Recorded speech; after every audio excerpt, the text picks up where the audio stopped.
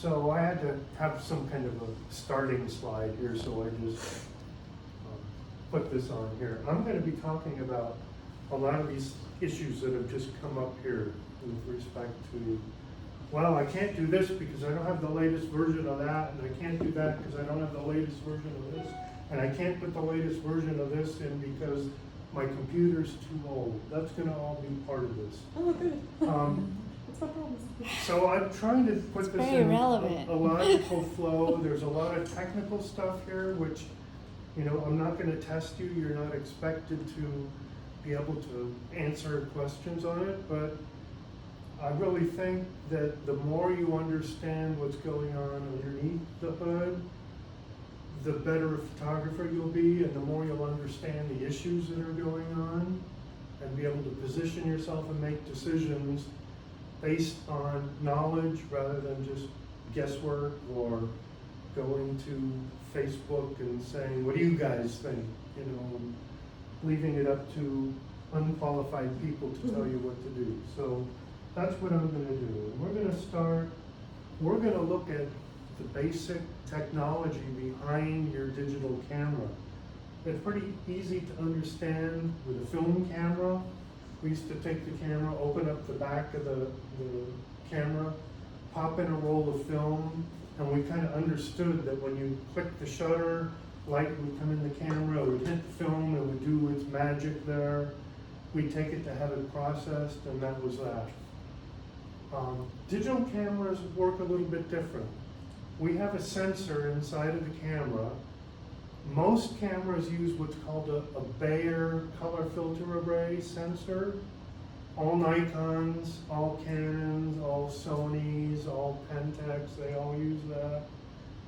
Like 99% of all cameras use this technology. So people kind of think that the sensor inside of your camera, if I'm, you know, pointing it at something, say an orange wall, that sensor is picking up that orange color. And nothing could be further from the truth. So our sensor consists of a number of layers on the sensor, but the basic two that we're going to worry about are the photocell sites, that would be the base layer, and then a color filter array. The base layer, those photocell sites, that's what we call pixels. If you've got, say, a camera that takes 24 megapixels, that means on this little sensor, not much bigger than a postage stamp, it's got 24 million of those little mini sensors. Each one picks up a pixel. Now, the interesting thing is, though each of those photocell sites doesn't know anything about color. All it can measure is brightness. You know, either something's pure black, or it's totally bright, pure white, or some shade in between, an amount of brightness. So knowing that, how the heck do we get a color photograph out of a sensor that can only detect brightness levels? So, you know, man is pretty clever. We come up with clever ways to do it. And this sensor is named after a physicist. His last name was Bayer, and he was working for one of the tech companies at the time, and he came up with this method, so it's named after him. So what goes on here? We have the base layer. Let's see if I've got my pointer here.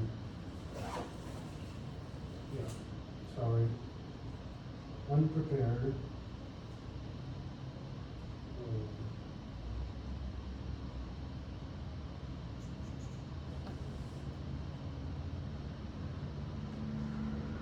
There we go. There we go. So we've got this base layer. So what they do is they take what's called a color filter array and put it over that. Now, over each one of these photocell sites or pixels, there will be a specific color on this filter, either red, green, or blue. And so what you do is you get a situation where the light rays that are hitting the sensor will have to pass through either a red or a green or a blue piece of plastic. And what this sensor underneath, which can only measure brightness, what it's seeing beneath this red filter is only the red light rays. And similarly, what's underneath the green portion of the filter can only see the green, or this can only see the blue. So what you'll find is on the sensor itself, you'll see a pattern of pixels. These, for instance, these 9 will only be seeing the brightness levels of red light. These will only be seeing the brightness levels of green light, and these similarly for blue light. One thing you'll notice is there's twice as many green pixels as there are red or blue pixels. And the reason for that is the human eye is much more sensitive to green light. So to make the sensor replicate closer what we see, it gathers up more green by having double the number of green pixels. All right, well that's great if our world was nothing but red, green, and blue, but we've got purples and pinks and fuchsias and all of that. So let's look a little further. Each of those pixels, again, will only see either red, blue, or green light, but it will see it in various brightnesses. So somewhere along this scale is where a red, where the sensor underneath a red portion of the filter will pick up. It could be here, it could be here, whatever it is. Similarly with blue or green. So now you end up, when you take a picture, you end up with something that looks like this. It's basically made up of red, green, and blue pixels. And if you look close here, you'll see that, for instance, the greens, you'll see they go from a darker green to a lighter green, because the greens can pick up shade of brightness, but it's still all green. The same for the reds. You've got some bright reds, darker reds, and the same with the blues. So now, if we back off from this a little bit, Oh, wow. you'll see, it's starting to look more like a picture. And if we back off again, this is the picture we took. Now this is a simulation of the raw file. You cannot directly see a raw file because it's just a bunch of numbers. And so this is a simulation of what a raw file would look like if you could see it directly. And unsurprising, it's got a green cast because the sensor is picking up twice as much green as red or blue. But you'll also see that, there's no purples in there, there's no pinks, there's not even really, real good whites. Well, that will never do, right? Digital photography would not advance if that's the best we could do. So we want to get to this. So how do you get from the raw file simulation on the left to this? Well, again, man is pretty clever. The process of going from the raw file to the one that we can see in color is called demosaicing, because that Bayer sensor, the color filter array, is basically a mosaic of colors, and we want to take that mosaic and turn it into a picture. So that's called demosaicing. And how is that done? That's done with a process called interpolation. That's basically a fancy way of saying guessing what the colors should be. So there's some rhyme and reason to it. In any kind of color wheel or color picker in any program, you're gonna find something similar to this. Let's assume we're looking at this hypothetical orange wall with our camera. Each pixel is gonna mix, in the case of, well, let me back off. Color can be determined through various methods. One is what's called the HSB model, which uses hue, saturation, and brightness level for each pixel. Another is the lab color space, which uses the luminosity. The A-axis would be the range of colors between green and blue, I believe. But what's used in photography is RGB. For each pixel, if you take a certain brightness level of red, mix it with a certain brightness level of green, and mix it with a certain brightness level of blue, you'll come up with a specific color. In this case, this orange would use a color value brightness level of red at 181 out of 255. It would have green in the amount of 101 brightness and blue at 31.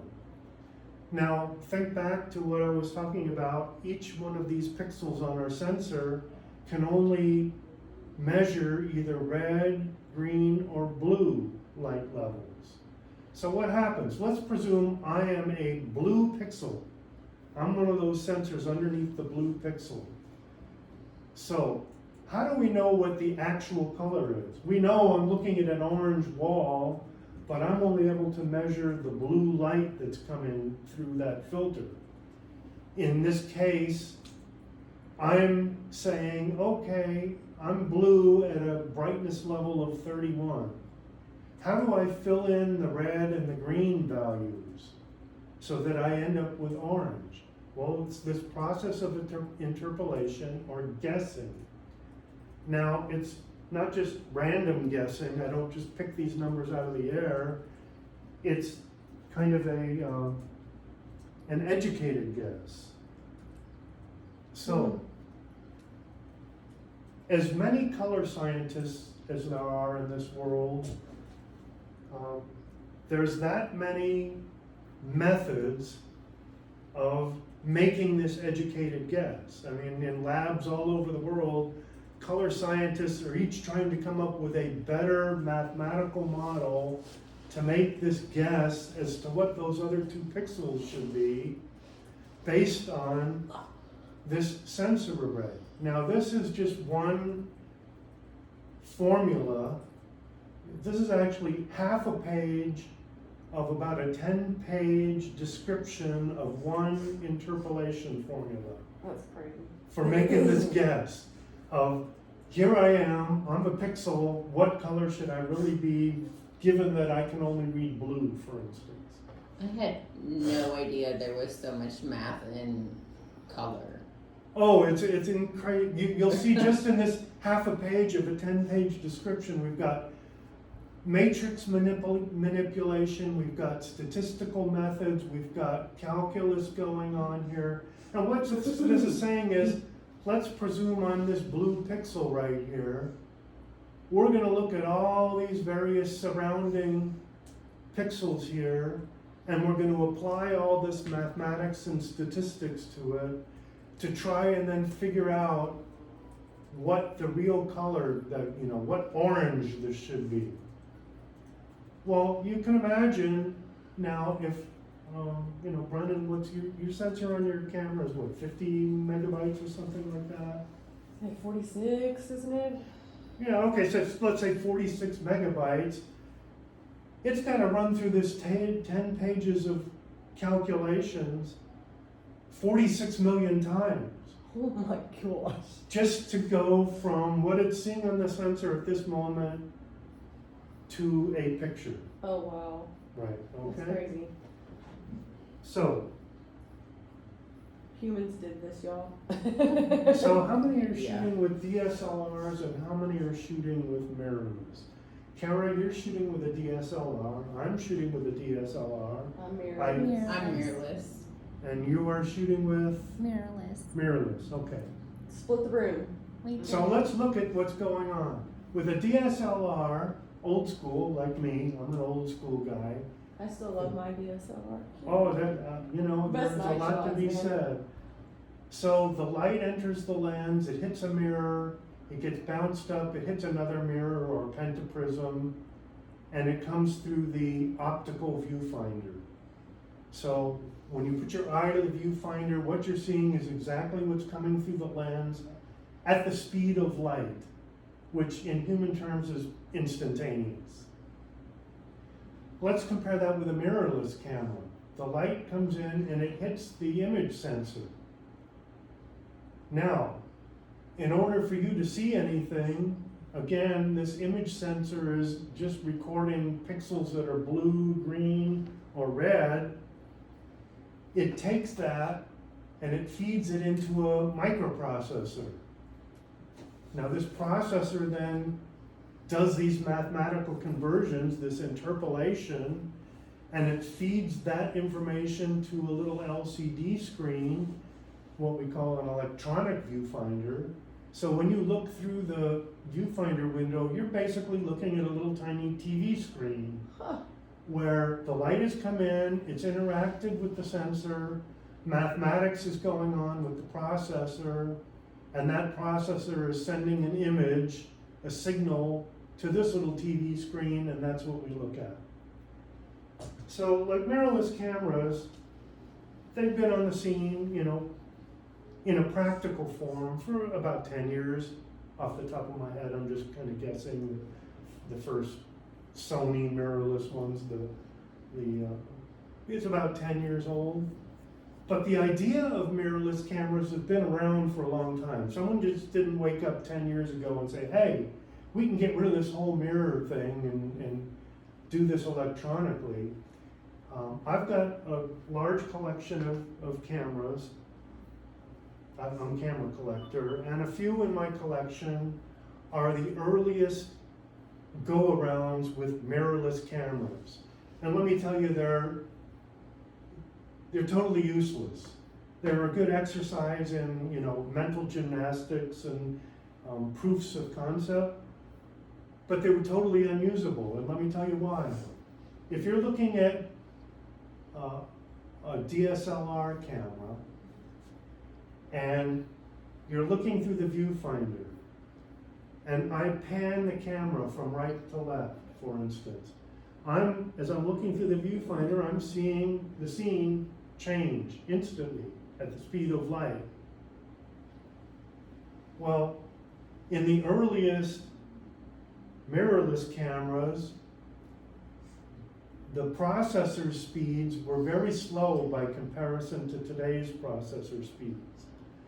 Similarly, the processor does two things. It's the hardware, how quick it can operate, but the other thing is, what is it doing? It's calculating, it's doing all these mathematical formulas. And so it was doing complex mathematical formulas at a very slow speed. So in my original mirrorless cameras, if I'm looking through this electronic viewfinder and I move and pan from right to left, the image in my viewfinder doesn't move at all for about 5 or 10 seconds. Oh. And then you'll see it start to move across the screen. Similarly, if I was at a racetrack and here comes the race car, zoom, and I click the shutter, well, what I'm seeing in that viewfinder, maybe 10 seconds later, the race car comes through because it takes so long to do that processing. So, since those original cameras, the processor speeds have got drastically faster. But that still wasn't fast enough. You had a huge amount of lag. And the original, not the original ones, but the very first, say, Sony mirrorless cameras, the big complaint about it was the lag of the electronic viewfinder. That's why professional photographers didn't want to go to it, because there was just so much lag. So what did the manufacturers do? They cheated. So you remember, this, half a page of 10 pages of very complex mathematics and statistics. They reduced it to this. And this is very simple to comprehend. Basically what it's saying is if I'm a blue pixel, I know what the value that should be for the brightness level of blue. It's directly what I'm reading. But how do I fill in the red and the green values to get that color orange? Well, I just do a simple average of my neighboring green pixels or red pixels. And similarly, if I'm a green pixel, the green value is filled in directly because I'm reading green, and I'll just, to fill in the red or the blue values, I'll use the average of my neighboring pixels here. Well, this is very simple to do. It can be built into firmware so that this can be done virtually instantaneously. But let's look at the results of this. This is this image using simple interpolation. Take a look at this edge, for instance, and take a look at what should be a smooth gradient. You'll see it's very blotchy. This edge is not very well defined.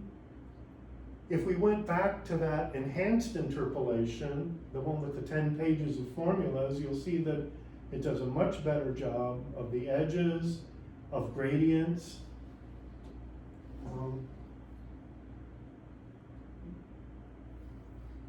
If you look at them side by side this way, you'll see that the enhanced interpolation is much better than the simple interpolation.